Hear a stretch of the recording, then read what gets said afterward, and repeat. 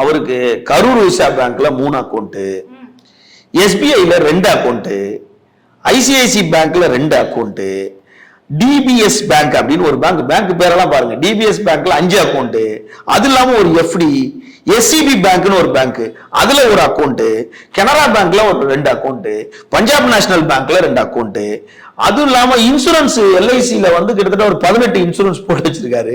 Maths இன்சூரன்ஸ்ல ஒரு 2-3 போட்டு வச்சிருக்காரு. HDFC மியூச்சுவல் ஃபண்ட்ல 1 போட்டிருக்காரு. அப்புறம் மேக்ஸ் லைஃப்ல வந்து அதுல ஒரு 2 போட்டிருக்காரு.